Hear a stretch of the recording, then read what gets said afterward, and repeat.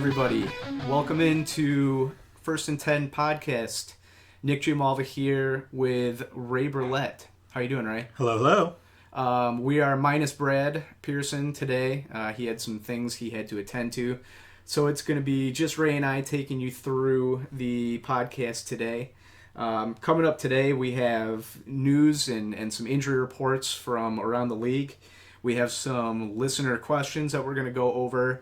And we're also going to go over ADP, or average draft position. And we kind of took each position and kind of went over what we thought was going to happen throughout the year. You know, some guys in the first 10 or the top 10 that we feel might drop out. Some guys outside of the top 10 that could end up in the top 10. So we'll go over that towards the end of the podcast.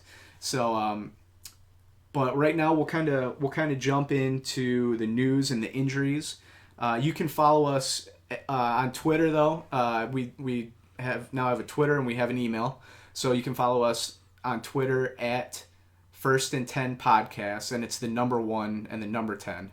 So at First and 10 Podcast, and you can also email us at First and 10, same thing, numbers, firstand10@gmail.com.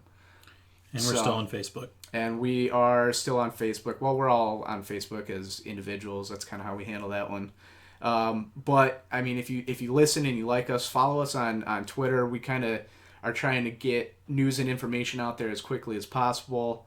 We tweet the podcast links. We follow every team, kind of follow that daily. So if you're a fantasy football fan and you want to follow us on Twitter, please do. And then, ask any questions that you have on Twitter or by email. So, but let's jump into the news and the injuries, Ray. First, the big one, and we're obviously last to report on this one, but Tony Romo has a broken vertebrae in his back. He's going to be out for what Jerry Jones says is 4 to 10 weeks. But the big question became, where now do you rank Dak Prescott, who has looked really good in the preseason, and what happens to your major targets like Zeke Elliott in the backfield and Dez Bryant at the receiver position?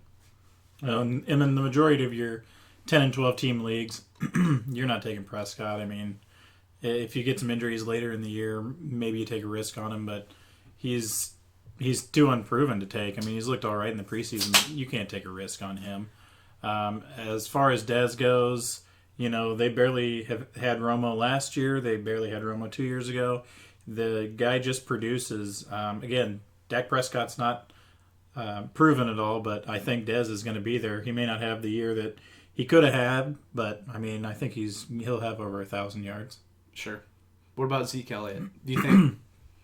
So we'll get into Ezekiel Elliott later and my thoughts on him. Him being a rookie, everybo's pretty high on him. With their line being the way it is, everybody's pretty high on him. And honestly, it might help Ezekiel Elliott, to be honest with you, because they're going to rely probably more on the running game than they would have. I don't know how much they're going to trust Prescott to be passing the ball. So, his touches are probably going to go up. Right.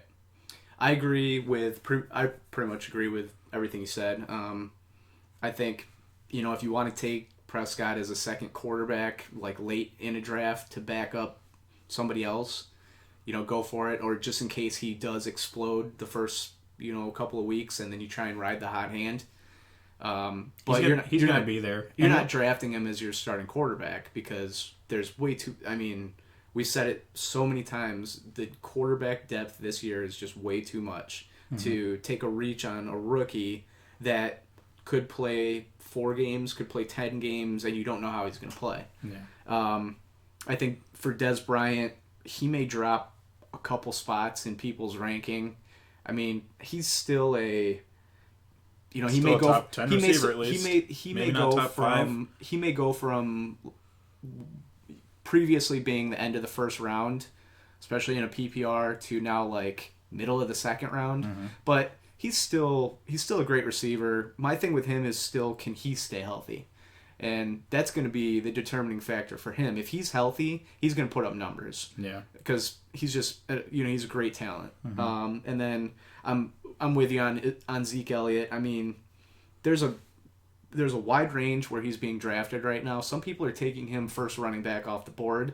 Other people are taking him, closer to 6th, 7th running back off the board. And,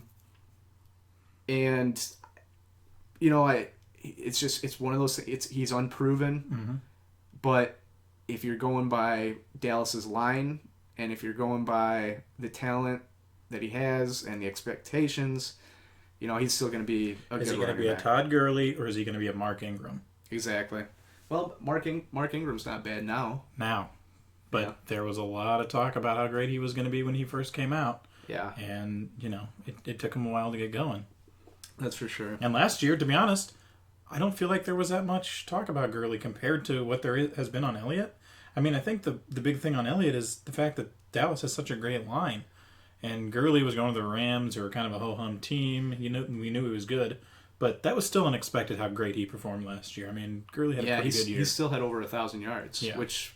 I mean, and I think another reason we didn't really talk about Gurley as much last year is we knew he was going to miss the first 4 games. Mm-hmm. And so you were taking Gurley in the, usually the 6th, 7th round to stash, and he's kind of like not quite as good of a version of Le'Veon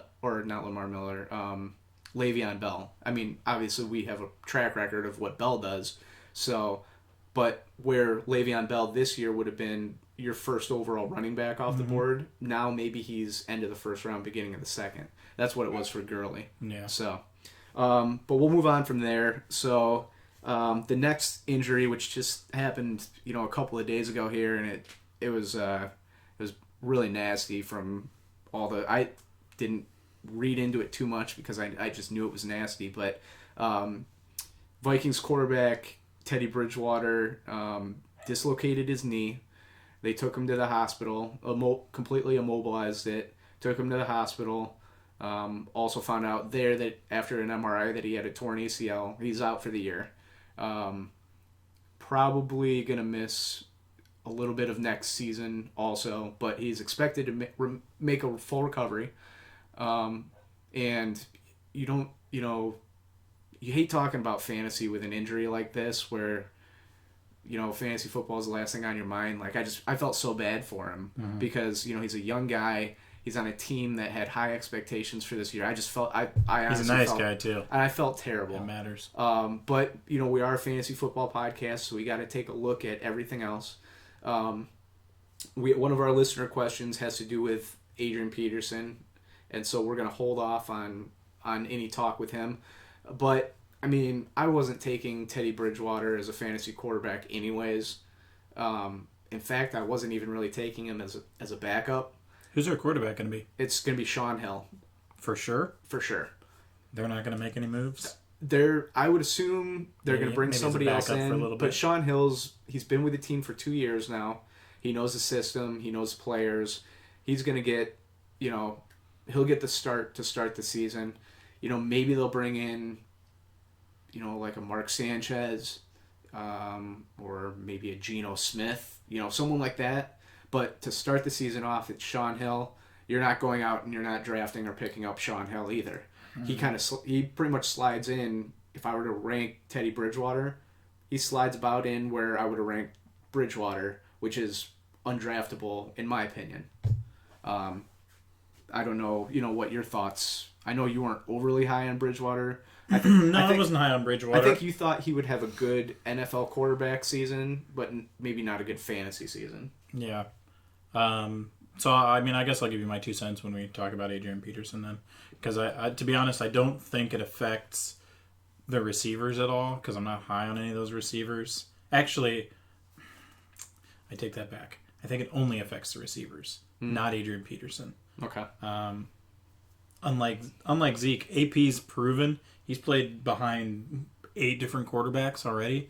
He's played behind rookie quarterbacks, veteran quarterbacks, injured quarterbacks, backups, third-string quarterbacks, and, I mean, he's pretty proven. He's played through his own injuries. Yeah. So I don't think it's going to hurt him as much as the receivers, but again, I wasn't high on the on any receivers of those anymore. receivers anyways. But, now I'm just even lower. Sure. Okay.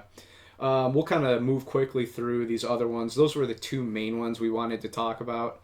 So just kind of going through. And this goes back a little ways because we haven't had a podcast in about a week and a half. But Carlos Hyde had a concussion. He went through protocol. He's back at practice now. So not a big worry on him, but he's been an injury concern in the past. So, but he has passed the protocol and he's back in practice. Ben Watson in Baltimore tore his Achilles. He's on season-ending injured reserve. So that's that's tough for them. They have Crockett Gilmore and Max Williams are the two tight ends there. You're probably looking elsewhere for a tight end. Delaney Walker exited their last game. He just had trouble catching his breath. They said he's totally fine. AJ Green exited their week 3 game with he banged up his knee a little bit. They said he's fine. They said if it was a normal game, he would have been back in the game. So they just kept him out of the rest of the game as a precaution. Trevor Siemian is now going to be the starting quarterback for the Broncos, the Denver Broncos. It sounds like Sanchez is on the trade block, and if he doesn't get traded, he could get cut. And we talked about him possibly moving to Minnesota or somewhere else that needs a little bit of depth at the quarterback position. But Siemian, a Northwestern guy, he gets the job to start the year, and maybe he plays for 5-6 games, and then it's Paxton Lynch's job. I don't really know. Mm-hmm. I'm staying away from that quarterback situation anyways. Bruce Ellington for the 49ers, who I had previously mentioned as a sleeper for me, was put on injured reserve with a hamstring. So he is going to be out for the year, which is tough for the 49ers. I feel like they just keep getting killed by injuries and other things. And then Ladarius Green for the Steelers, tight end for the Steelers, was put on the PUP list. So he's going to miss the first 6 weeks. Headaches, dizzy spells, and such. Yep, I think they just want him to take some time and try and heal up from all of his injuries. They keep saying, a lot of analysts keep saying that Jesse James is somebody that they like and they are excited about. Brad last week told us he's not excited about him. He watched him at Penn State. He never impressed. So, I mean, Roethlisberger likes the tight ends, though. Like you said, you're taking a Pittsburgh tight end if he's there. And right now it looks like Jesse James would probably be the one to go grab if you're looking at Pittsburgh tight ends. Yep. So that kind of wraps up our news and injuries section. We just wanted to bring some of the top news and top things that are going on. A lot of those aren't fantasy relevant to a high extent, but we want everybody to know what's going on and what they need to be looking out for. So we're going to take a little break, and then we are going to get into some questions that were asked by some of the listeners, and Ray and I will go through those and try to answer those to the best of our ability, which is always fun. Yeah, I have really high abilities, so. We'll be right back. Slipping through the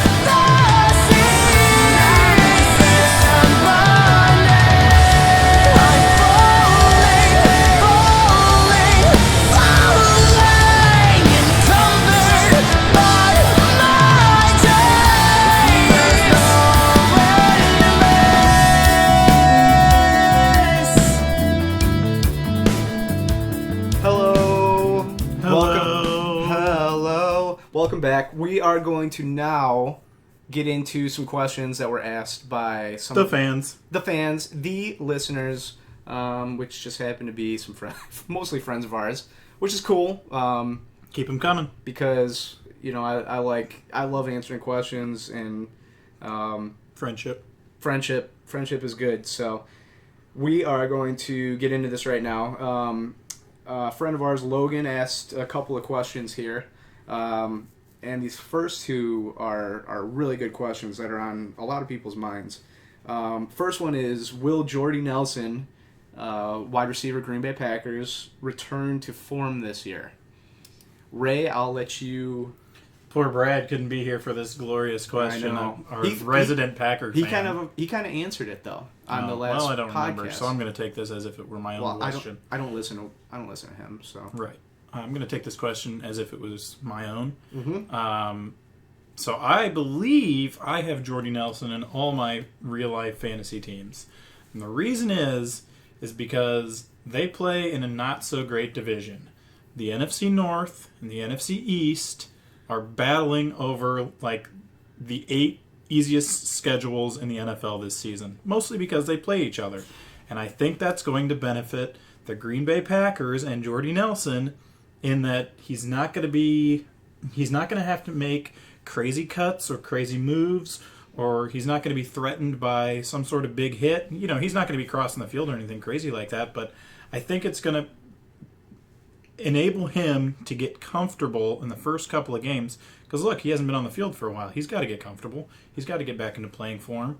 But I believe because the Green Bay Packers actually have the easiest schedule in the NFL, he's going to be able to get a rhythm going. And, you know, I don't think he'll be as good as 2 years ago, because I think 2 years ago, I don't remember his stats, but they were crazy.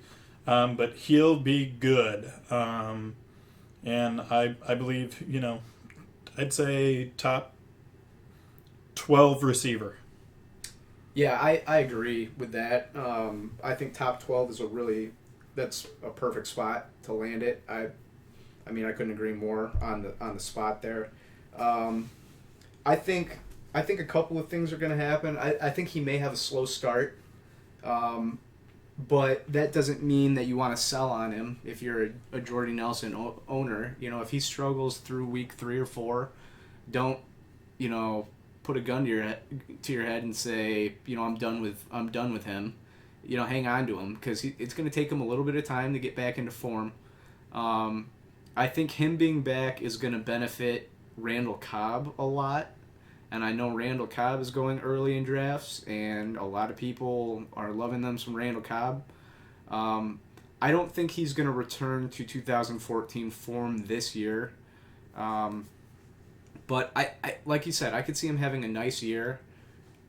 I would assume top 12 range, but if, you know, they get partway through the year, I mean, you could see him in the 20 range too. It's just very unknown. They said, you know, he's feeling great. He looks great in practices, but you know, it's a tough one to answer until you actually see him play a game, and. So, I mean, that's a tough one. I don't mind a 10 to 15 wide receiver pick on him. Some people are reaching closer to 7 or 8 now with, you know, the Dak Prescott now being the quarterback of the Cowboys. That's pushed him up a little bit. I don't mind either of those. So, but that's a good question. The next question is also a good one. And it's one that we kind of talked about earlier, and we said we were going to wait on it. And that's, does the Teddy Bridgewater injury decrease Adrian Peterson's value? And I'll take first on this one. And you kind of said this earlier. Yeah, I guess I did. He's ran behind every quarterback that you could ask for. He's ran behind every line. You know what their game plan is every single year, and teams continue to fail to stop him. And I know he's getting older. He missed a full year with an ACL injury. He missed a full year with everything that happened 2 years ago. So even though he's 31, you probably put him closer to 29, 30 mileage-wise. Yeah. He's still an animal.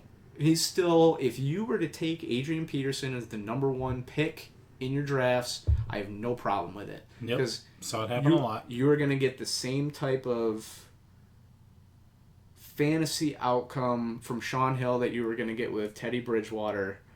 You're going to get the same outcome with Adrian Peterson with Sean Hill than you were going to get with Teddy Bridgewater. Yep. That's all there is to it. The guy's an animal. He's a top, depending on format, top 3, top 5 running back, for probably this year and another 2-3 years, in my opinion. I think there's no fall off. I agree with you. Next question. Next question, and this was kind of a throw in at the end for Logan, was, do the Bears have wild card chances, or are the Packers and the Vikings still too good? I'll kind of give a quick answer to this. I have no answers. You can take this whole question. I don't even know. I don't really know without seeing any games. I mean, if you would ask me, maybe we can revisit this in week 2 or 3 after I've seen a couple of games from each.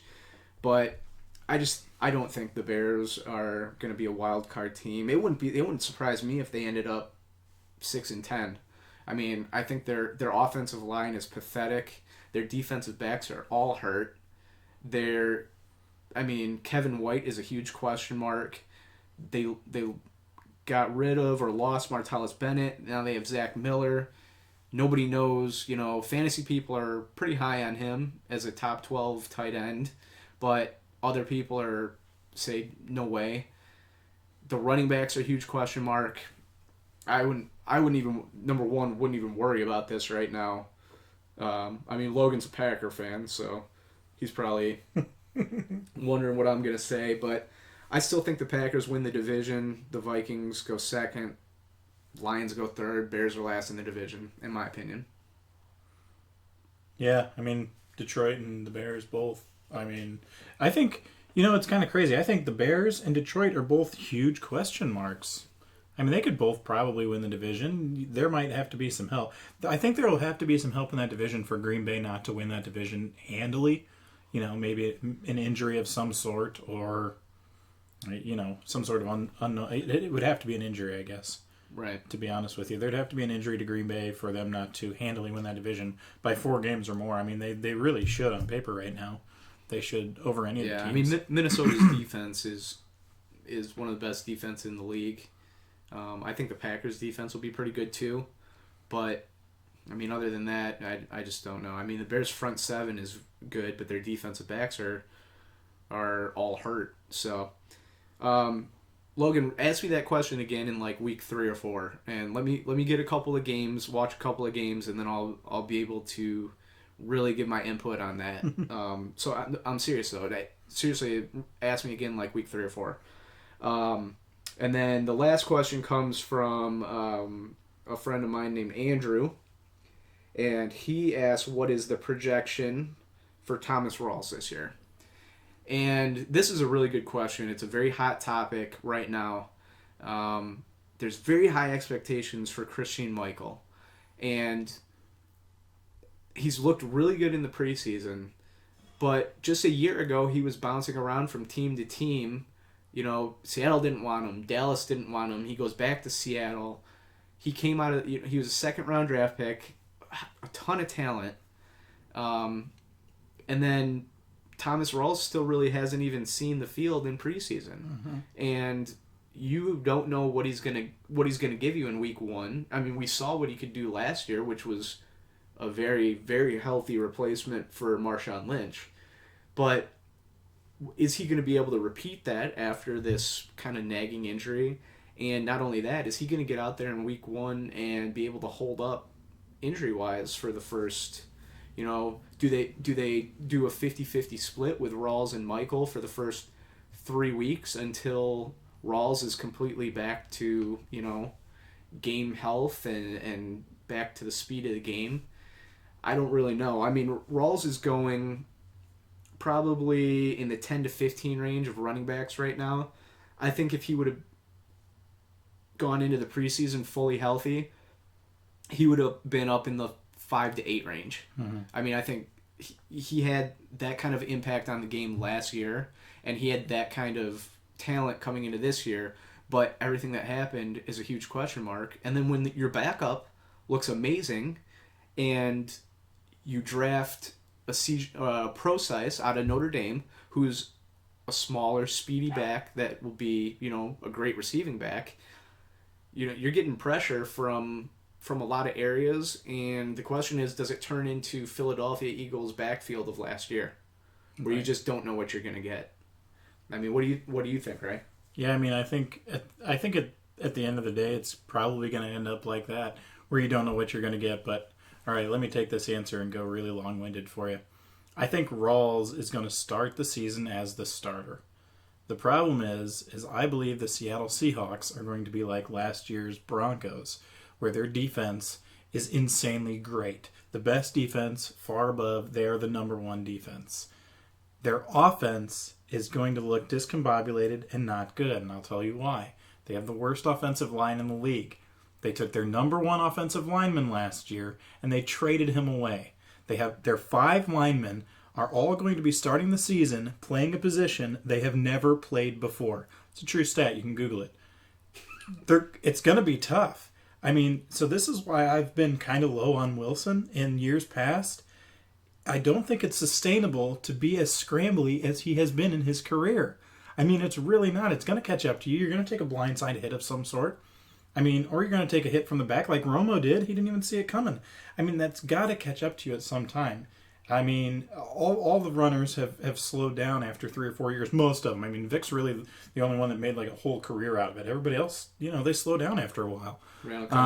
So it's just going to be really tough for them. I think if a defense comes into them and just kind of stays home, no blitzing, they're going to be able to get sacks potentially that way. Or, they're just going to yell, run, run, and then they're going to be able to stop the run. I mean, as long as they can keep Wilson in the pocket and contain on the outside, I think you're going to see a major regression in that offense. I think Baldwin's going to have a down year. I think Wilson's going to have a down year. And consequently, I think Rawls is going to have a down year. Sure. And it doesn't help that Michael does look pretty good.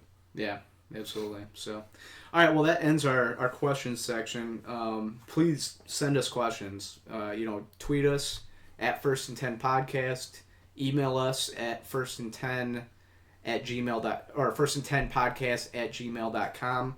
If you're a friend of mine on Facebook, send me questions through Facebook, text me, whatever. I'm not going to give my phone number out, but if you know me, shoot me a text. So we'll take another small break, and then we are going to get into the ADP discussion that we kind of talked about earlier, and I'll kind of give you a little bit of lead in once we get back, but we will be right back. I'm not running from my life. Temptation is deceiving. I'm not pretending I'm alright. Something to believe in.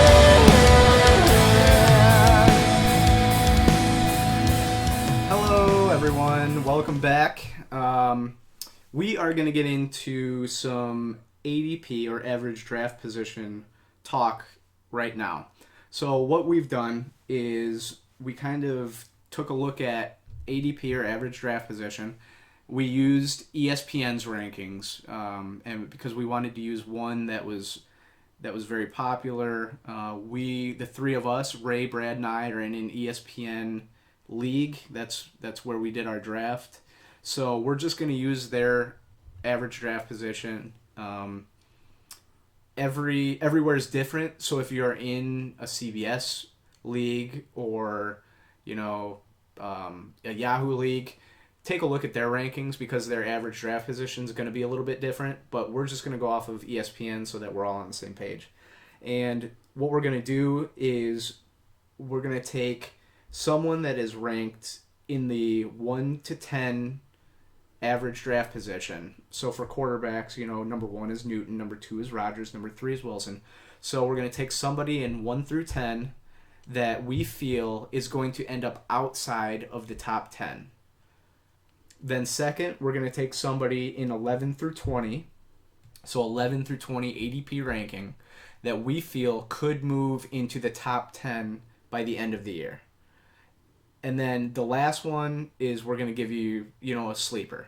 And so we're going to do a 1 through 10 outside of the top 10, 11 through 20 that's now in the top 10, or could be in the top 10 at the end of the year, and then a sleeper for deep leagues or somebody that we think could surprise you. So I'll start it off, and Ray and I are both going to go through this. Brad only really gave us 2 things to say to you. He didn't do his homework on this, so we'll let you know what he said once we get to that point. But I'll go first, and so and these, do not take these as you have to do this or this person's going to be terrible. These are just my ideas, my thoughts, Ray's ideas, Ray's thoughts, and it doesn't mean these are going to happen, but it's just kind of, a couple of them are reach, but we're going to give them to you anyways. So, my quarterback that is currently ranked in the 1 through 10 ADP that is going to end up outside of the top 10 is Ben Roethlisberger. He is currently 6th with an ADP of 49.8. And so, in a 12-team league, that's what, 30... Yeah, it's about 4th, beginning of the 5th round, end of the 4th, somewhere in there. So, and here's what I have written down for Ben. Other than the ever-steady Antonio Brown, the wide receiver core is unproven. Marcus Wheaton has been disappointing in the past. Every time they've needed to rely on him, he hasn't showed up. Sammy Coates is a nice young player, but he's dropped a lot in preseason, and it looks like they're going to look to him a lot, but those are 2 unproven wide receivers. Heath Miller's gone. That tight end's gone. Ladarius Green, we don't even know if he's going to get on the field. So they're relying on an unproven tight end in Jesse James that Brad doesn't like. And you don't know what kind of connection's going to be there. I mean, after Miller's departure, I mean, Le'Veon Bell's going to be a nice target out of the backfield. He always is. But he's going to miss the first 3 games. And he has injury concerns too. Let's be realistic. Plus, Ben himself has injury concerns at times. So it may be a reach, but I think Ben Roethlisberger has a chance to be 1 to 10 to outside of the top 10 at the end of the year. Can't disagree with that, to be honest with you. So I'm going to one-up you, and I'm going to take the number 3 taken quarterback. I'm going to go with Russell Wilson. We just got off the topic of how atrocious his offensive line is, worst in the NFL. He had a phenomenal year last year, and it's because of his last 8 games, and I think that it is almost a given that he's going to be outside the top 10, maybe outside the top 15, his first 8 games this year. He's got a line that, again, has not ever played their position. I mean, they're all going to be learning what to do. A couple studs, and the defense is going to get to them. Is he going to be able to scramble every single time, drop the ball down the field? Maybe. I just think Russell Wilson is going to take a fantasy step back this year and could potentially end up out of the top 10. Gotcha. All right, so from there we'll go to the quarterback that is in the 11 to 20 ranking in ADP at this time to finish in the top 10. So take a significant leap from where people are drafting him and finish in the top 10. And my guy is Matthew Stafford. His ADP right now is 116, so he's going late in drafts, and he's ranked 17th among quarterbacks. It's crazy. Don't draft Matthew Stafford. So, let me say my piece. So, even with the loss of Calvin Johnson, the Lions picked up the offense after Week 9, their bye week last year, when Jim Bob Cooter took over as the offensive coordinator. They lack a strong running game, but the running backs are both strong in pass-catching situations. Amir Abdullah and Theo Riddick. I think Theo Riddick actually had the highest number of receptions for a running back last year. Oh, he was a monster. So with the addition of Marvin Jones and Anquan Bolden, the trio of Golden Tate and those 2 are a pretty solid group. You're never going to be able to replace Calvin Johnson, but they did an okay job with it. They are a very quick passing team. They have a lot of quick running plays. And if Eric Ebron can stay healthy, he's a tight end that has always been a possibility of having a great year. And, I mean, he's the huge red zone target. Marvin Jones is an amazing red zone target. And I really think that Matthew Stafford could take that jump from 17 and finish in the top 10. I mean, I'm not saying he's going to be top 5, but he could creep into the top 10. If I didn't know any better, I would think you were a salesman, but I happen to know that you're a YouTube professional, so. Yeah. Are we doing a sleeper pick? Yeah. Okay. So I'm going to pick Derek Carr. For your sleeper? No. Derek Carr is my in the top 10. Okay. Currently 11 through 20. He's in 13th. 13. So it's not that big of a stretch. He's in 13th. He only obviously would have to do better than a couple players, but I think he's just an up-and-coming guy. He's only getting better. His offensive line is amazing. They're second in the league. Nobody talks about him behind Dallas. And I like the running back Murray. I love Amari Cooper. I can easily see him in the top 10. I don't think that's a stretch at all. Yeah. Okay. My sleeper is Robert Griffin III. And I know everybody's like, oh my God, seriously, what are you doing? He's looked great in the preseason. It looks like he's got his confidence back.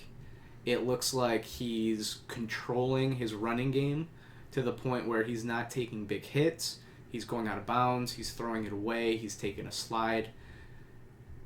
Listen, And he's going to have weapons. Cleveland offense is going to put up fantasy points this year, which is crazy to say. It's crazy to think, but their receiving core is sneaky decent. Corey Coleman, Pryor is not a guy you want to target in fantasy right now, but he's going to be a better NFL receiver than fantasy this year. But keep him on your radar because you never know. They're going to get Josh Gordon back, hopefully. He's a monster. Gary Barnidge is a red zone monster. And Isaiah Crowell is going to be their number one back, but Duke Johnson is a great receiving threat out of the backfield. Plus, you have, I don't care what anybody says, RG3 still has quickness to him. He does. That's my sleeper. I can't disagree with it. That's definitely a sleeper that I have written down. I can second everything you just said. I honestly think I missed out on Josh Gordon in both my drafts. But I honestly believe Josh Gordon could end up being the highest scoring fantasy wide receiver in the weeks that he plays. He's going to miss 4 weeks, so he probably won't be, he could end up in the top 10, to be honest with you. I mean, I think he's going to have a beast of a year. I think he's going to have his best year ever this year. That's crazy to say. Yeah, it's saying a lot. And especially hasn't been on the field in, what? 2 years? A year and a half? Yep. Very true. So anyway, my sleeper pick is Brock Osweiler. People have been really low on him. I don't know why. He always showed promise in Denver. He was good in Denver. People have just been low on him ever since he got traded. I think maybe they kind of got a sour taste in their mouth because of the way that the relationship ended in Denver. But again, they have the same threats and weapons that you're talking about with Cleveland. I mean, they're going to have a great running game with Lamar Miller. Who's their second? Alfred Blue. Mm-hmm. They got DeAndre Hopkins. He's a baller. They got a rookie that I'm pretty high on. His name's Jalen Strong. I think he is the guy that is a sleeper pick. 8, 9, or 10 maybe. I like Sneak in there. I like it. I mean, I guess I'm not on the Osweiler train, but I can see why you're high on him as a sleeper. So we're gonna move a lot to. of things come down to health. If RG3 stays healthy and Brock Osweiler stays healthy, I mean, they're gonna be 2 of maybe 25 quarterbacks that play every game this year. I mean, that's just going off of history, right? So. Yeah. All right. Well, we're gonna move to running backs now. We're gonna do the same order. My 1 to 10 that's gonna finish outside the top 10 is currently at an ADP of 21. So he's going end of the second round in 12-team leagues. We do who in the top 10 is gonna bounce out. That's what I'm doing right now. Oh, sorry. And that is currently ADP number 8, Doug Martin. And, he's had 2 great years in his career. His rookie year and last year. In between that, he was injured and he was a dud.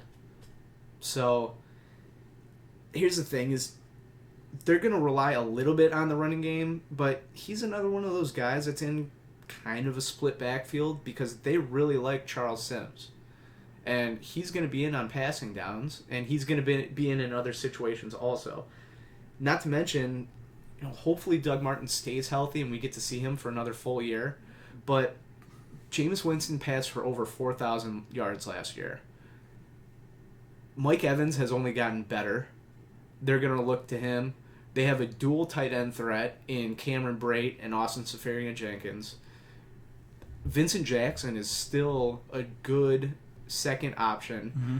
They're going to rely a lot on passing games, and their defense, I don't think is going to be that good. And I think they're going to be in a lot of passing situations, which is market central for Sims. Plus, maybe Doug Martin regresses to 2 years ago where he's just terrible. I don't really know that, but it's tough because the top 10 running backs are all very good. And if you were to take Doug Martin, I wouldn't say that's a terrible pick. That's my guy that I think is ranked 1 through 10 that could finish outside the top 10. So I'll speak for Brad right now. I don't know if you have notes from Brad because I didn't hear what he said, but Nope. I know that Brad would say Devontae Freeman is going to finish outside the top 10. Yeah, he mentioned it last week. I can't remember 100% why, but that's Brad's pick. My pick, of course, I'm going to outdo you, and I'm going to outdo my last pick. I'm going to take the number 2 overall running back by ESPN standards, Todd Gurley. And again, I think I mentioned this earlier. No, you know what? I haven't mentioned this. So, Todd Gurley, I think he's going to fall out of the top 10. And the reason is because he came in and he broke out and he had a really good year. And sometimes you see that happen with rookies because teams are kind of unsure what they have. So, they know you got a rookie running back, so they're playing the pass more. Okay, so they get caught off guard a couple times or they get beat a couple times. It happens with receivers, too. They see a rookie receiver, so they let their third-string cornerback play that receiver and they get burned a couple times anyway. They end up having a good season. I kind of think that's what happened with Gurley. He's pretty skilled. I'm going to give the guy a little bit of credit, but I think the move, a new quarterback, a couple new receivers, changing some line, I think there's been a lot of changes there, and there's just a lot of unknowns. Look, they're not a great team. They're not going to be a playoff team. They're going to finish last in their division. Last year, their defense, I can't remember if it was last year or 2 years ago, they were in a lot of games. Because I don't know if they went 6-10 or 7-9. I feel like they were right there and they beat some of their division people, but they were in a lot of games, so they were able to run more. I think this year what you're going to see is they're going to be out of games, so they're going to be passing more, which is only going to take the carries away from Gurley anyways. Yeah, well, it's Jeff Fisher, so he was either 7-9 or 8-8. That's what he does. That's what he does. I was actually funny that you picked him because I was actually thinking about picking him also. So I don't fully disagree. Obviously both of those are risky calls, but all right. So now we'll move to the person that's currently ranked 10 through 20 that we think has a good opportunity to finish in the top 10 at the end of the year. And my guy is Jonathan Stewart from Carolina. Okay. And guess I take him. Give me some Jonathan Stewart. Listen, the Panthers and Ron Rivera, they love to run the football. They love it. Cameron Artis-Payne is the backup to Jonathan Stewart. They say he's continuing to take steps forward, but it's Jonathan Stewart's job. Last year, I can't remember how many games it was, but I think he led the league in multiple, the most 20-plus carry games throughout the whole year. They fed him, and they fed him, and they fed him, and they didn't stop. The question with him is always, can he hold up? Is he going to get injured? He was healthy throughout the most of last year. The one thing that is always scary about Jonathan Stewart is when they're down on the 1 yard line, it's mostly going to be Cam Newton that is taking the ball in, and Cam Newton's always going to steal some running yards from him. But I love the guy's talent. He's going to be the workhorse, and Carolina's going to be good again this year. They have a good offensive line. They have a good tight end. They have just enough weapons in the passing game that they're not going to be able to stack the box.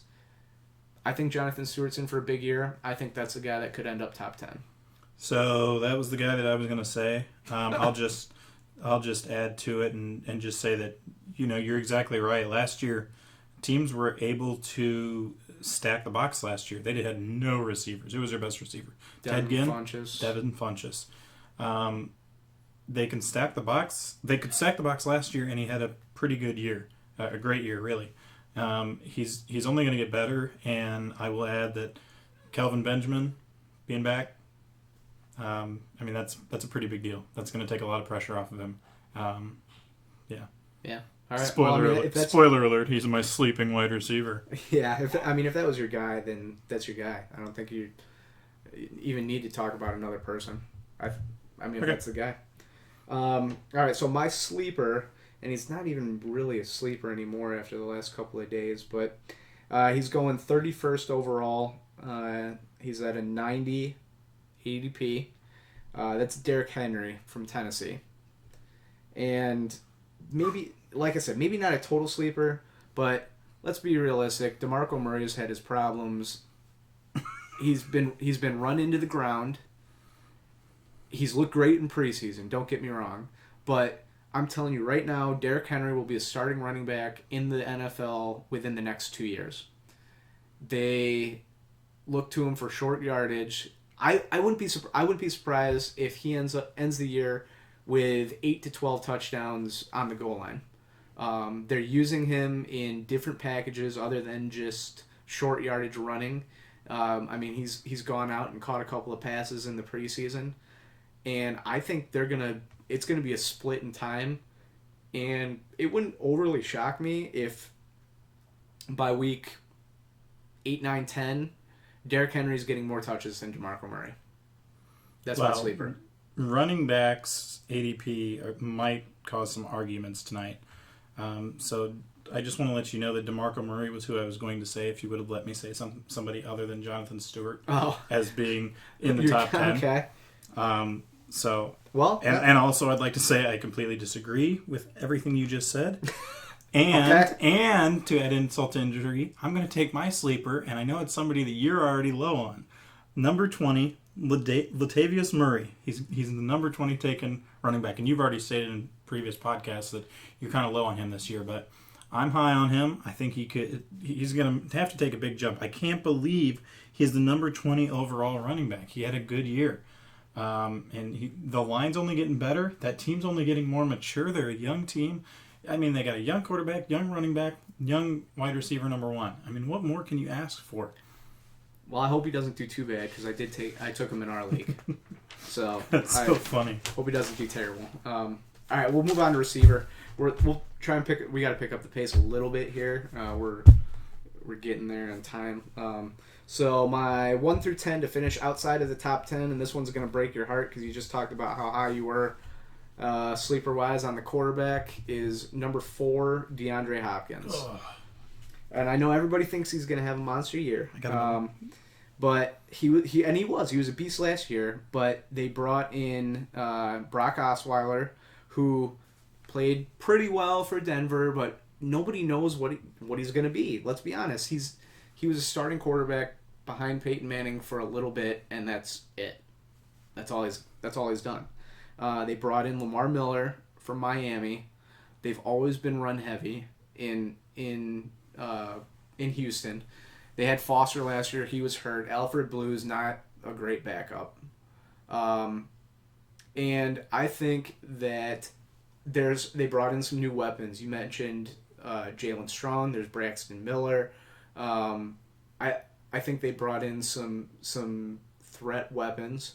And I think when the defense doubles down on defenders, it's going to be on DeAndre Hopkins. And we'll see if, the best in the game is the best in the game and he can break the double team. But I think there's so many other options this year that they didn't even have last year that Osweiler, he's going to be his first read every time. If he's not there, he's going to go somewhere else. And like I said, this to me is my biggest reach over Roethlisberger. This is my biggest reach of the whole thing. But, I mean, he could be the number 1 overall receiver. Or he could do what I think he's going to do and possibly have a chance of dropping out of the top 10. So Brad and I are going to speak as if this is both of our questions. And we're going to take number 9, Brandon Marshall. As Brad has already spoken about. No, he's way down on him. Brandon Marshall going into his 3rd year with the Jets. Notoriously, 3rd year is a slump year for him. They got a lot still intact from what they had last year. In fact, I can't think of a move that they made. But I'm calling Brandon Marshall to fall out of the top 10. All right, sounds good. My 10 to 20 to finish inside of the top 10 is currently going at number 15, and that's Keenan Allen.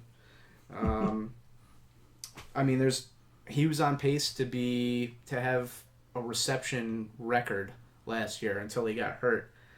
Phillip Rivers loves him. There's more weapons there now, so it's going to take a little bit of coverage off of him. Their running game is still suspect. I mean, I hope Melvin Gordon has a nice year. I like the kid. But let's be realistic. Phillip Rivers, he slings the ball. You mentioned it in a previous podcast. He throws the ball. Mm-hmm. And Keenan Allen is going to be his top target. And in San Diego, defense is not very good. And Keenan Allen's going to have another big year. Hopefully he stays healthy. I think he's the guy that creeps into has the best opportunity to creep into the top 10. And this one was tough for me because there's a lot of people in the 10 through 17 range that I could have picked. But yeah, I agree with that. Pick. So I'm going to take Amari Cooper. Where is he at? I can't even find him on there. He's number 12. So I'm going to take... Yeah, so he doesn't have to do too much better, but I'm going to take him for the same reasons that I took Latavius Murray. He's a young guy on a good team. He's been consistent year over year. I think that offense is only getting better. I don't see it taking any steps back, and I think, he only has to, increase his production by 10 catches to, be able to get into the top 10 this year. Yep. One of the few that Brad actually got to us was this one. He thinks that Amari Cooper is going to be a top 5 receiver. So he agrees with you. Nice. I have nothing else other than that because, like I said, he refused to do what we're all doing and actually put some effort into the podcast. I'm just kidding. He's been really busy lately, so I was just joking. My sleeper is currently at ADP 102.3, and that is Miami receiver Devontae Parker.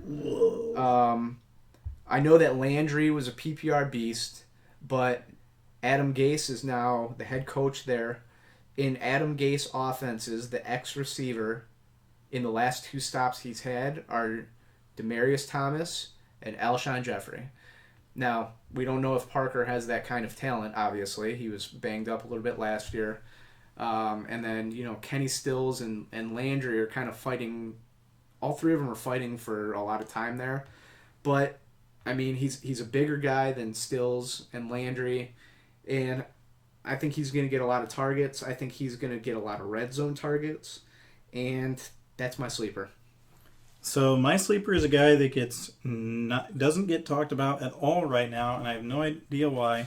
You and I just mentioned him when we were talking about Jonathan Stewart, Mr. Kelvin Benjamin, returning to the lineup, the number 1 wide receiver in Carolina. They needed They needed him. They didn't have anybody last year, and you saw what they did last year. They were phenomenal. I think he's a sleeper. I don't even think he's much of a reach, to be honest with you, but he's going 24th average wide receiver right now, and I can easily see him 6th or 7th receiver in the league. Yeah. All right. Sounds good. We'll go through tight ends really, really quickly. I know you didn't write down much on tight ends. My 1 through 10 that I think could finish outside of the top 10, and this is kind of a stretch too, but is Coby Fleener, who's now with the Saints. And I know Drew Brees loves the tight ends, but there's so many weapons on that team. The defense is going to be poor, so they're going to have to, they're going to have to take shots. They still have CJ Spiller at running back, who's a good receiving back. I think Ingram could even be a decent receiving back, but with Snead and Cooks and Michael Thomas, the rookie, I mean, there's so many mouths to feed down there that I think Fleener could be out of the top 10. He's currently going ADP 6. My sneaky guy to jump in, and this is all if he can stay healthy, is Dwayne Allen in Indianapolis. Like I just mentioned, Fleener, he's no longer there, and so it's no longer a two-headed monster. It's Dwayne Allen's job. That's a team that has a terrible, terrible defense, and they're going to be passing nonstop to try and catch up. And Dwayne Allen's always been a red zone option for Andrew Luck, and I think it's going to remain the same. And then my deep sleeper, and this is a guy that's not really getting Dwayne Allen, by the way, currently going ADP 18. My deep sleeper is Vance McDonald in San Francisco. I know previous podcasts I mentioned I didn't like him that much, but then I actually got a chance to sit down and watch San Francisco play. They obviously like him a lot. They just lost Bruce Ellington for the year. They're going to be down because their defense isn't great, and really their offense isn't great. And it looks like he and Gabbert have a connection, and so that's my sleeper. So, Ray, you want to skip over tight ends? I'll go with it real quick. I mean, I'm just now looking at this because I didn't do my homework on tight ends, but top 10 looks pretty secure. I got to go with number 4, Delaney Walker, because as you've heard from previous podcasts, I hate Delaney Walker. Number 14, Martellus Bennett. He would be the guy that I would look to get into the top 10. In that offense, when they had Rodriguez and Gronkowski, Rodriguez was really good. Is it Rodriguez? I can't even remember anymore. Hernandez. Yeah, Aaron Hernandez. They were both, fantasy beasts at one point.